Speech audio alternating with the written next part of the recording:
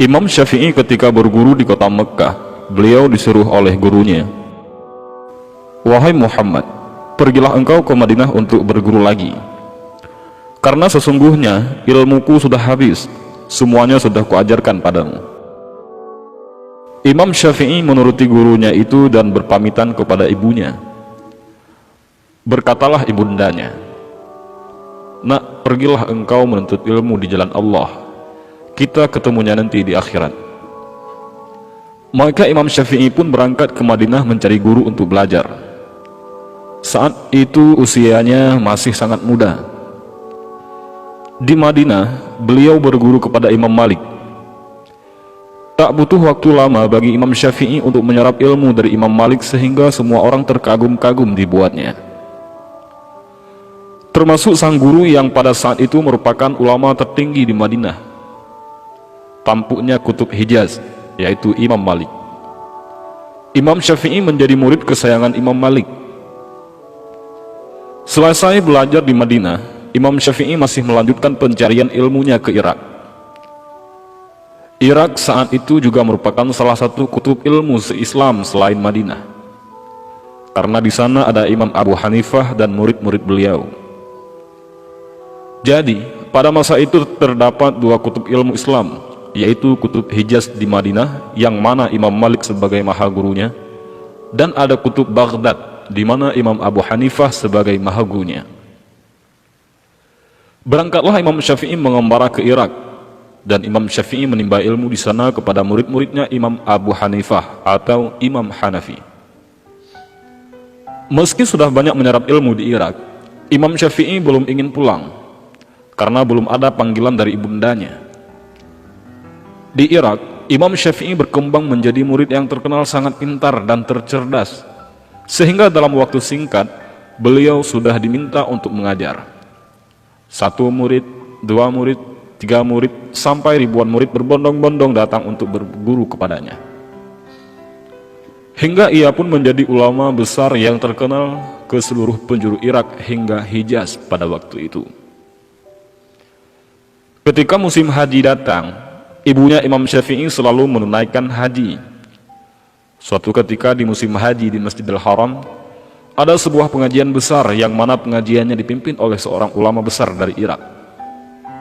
Ulama besar dari Irak ini dalam ceramahnya sebentar-bentar berkata, "Qala Muhammad bin Idris Asy-Syafi'i, qala Muhammad bin Idris Asy-Syafi'i," telah berkata Muhammad bin Idris Asy-Syafi'i. Ibundanya Imam Syafi'i yang juga turut mendengar pengajian itu bertanya-tanya, "Muhammad bin Idris Asy-Syafi'i yang disebut guru besar itu Muhammad bin Idris Asy-Syafi'i yang mana?" Karena Muhammad adalah anaknya dan Idris adalah nama suaminya. Maka bertanyalah ibunya kepada ulama besar tadi, "Wahai Syekh, maaf saya bertanya, siapakah itu Muhammad bin Idris Asy-Syafi'i?" Dengan bangganya kiai besar itu berkata, "Dia adalah guruku, seorang ulama besar dari Irak yang berasal dari kota Mekkah ini." Mendengar jawaban itu, ibunda Imam Syafi'i terkejut, karena setahu beliau tak ada nama Muhammad bin Idris Asy-Syafi'i yang berasal dari Mekkah ini selain dari anaknya. Maka ibundanya Imam Syafi'i berkata, "Ketahuilah wahai Syekh, sesungguhnya Muhammad bin Idris Asy-Syafi'i itu adalah anakku." Mendengar jawaban itu, kiai besar itu pun terkejut. "Benarkah itu wahai ibu?" Ibunya Imam Syafi'i masih ada.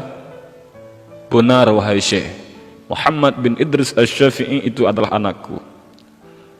Maka beliau pun hormat kepada ibu Imam Asy-Syafi'i tersebut.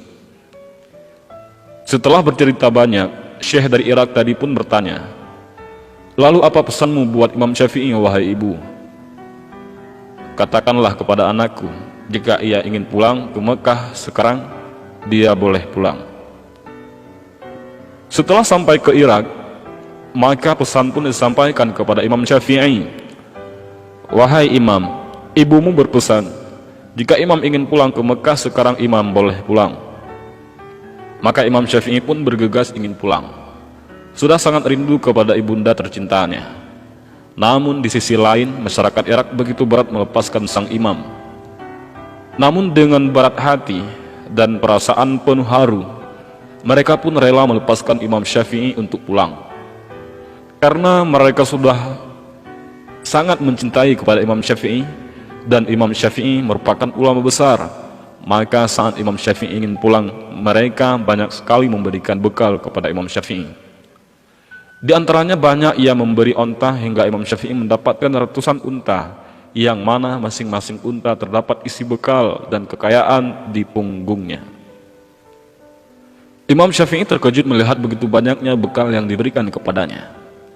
Hampir semua orang Irak memberi bekal. Imam Syafi'i pun pulang menuju Mekah, dikawal oleh beberapa orang muridnya, berikut ratusan ontanya. Sesampainya di pinggiran kota Makkah, Imam Syafi'i menyuruh salah seorang muridnya untuk menemui ibunya dan mengabarkan bahwa Imam Syafi'i sudah hampir sampai ke Mekah. Muridnya pun mendatangi rumah ibunda Imam Syafi'i dan mengetuk pintu. Setelah dibuka, ibunya bertanya, "Siapa engkau?" "Saya murid Imam Syafi'i," jawab murid Imam Syafi'i itu. "Ada apa?" tanya ibunya.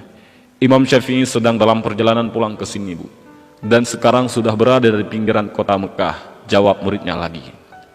"Apa saja yang dibawa Syafi'i?" tanya ibunya. Si murid tersebut dengan bangganya menjawab, "Imam Syafi'i datang dengan membawa ratusan unta dan harta." Berharap ibunya Imam Syafi'i menjadi senang dan saat mendengarnya. Bukannya senang, ibunya Imam Syafi'i malah marah. "Syafi'i membawa ratusan unta? Aku menyuruh berkelana bukan untuk mencari dunia. Katakan kepada Syafi'i bahwa dia tidak boleh pulang ke rumah," tegas ibunya sambil menutup pintu dengan marah. Dan murid Imam Syafi'i pun terkejut. Maka dengan perasaan yang serba salah, murid tersebut menyampaikan pesannya kepada Imam Syafi'i. Ketika mendengar pesan tersebut, Imam Syafi'i gemetaran ketakutan. Imam Syafi'i pun memerintahkan kepada muridnya untuk mengumpulkan warga miskin yang ada di kota Mekah. Lalu semua unta berikut hartanya diberikan kepada warga Mekah hingga tak tersisa. Yang tersisa hanya kitab saja. Maka si murid tadi pun disuruh kembali menemui sang ibu. Sesampainya di rumah, murid tadi menceritakan kepada sang ibu yang bahwa semua unta dan hartanya sudah dibagikan kepada warga Mekah, dan yang tersisa hanya kitab dan ilmunya saja. Maka Imam Syafi'i pun diperbolehkan pulang.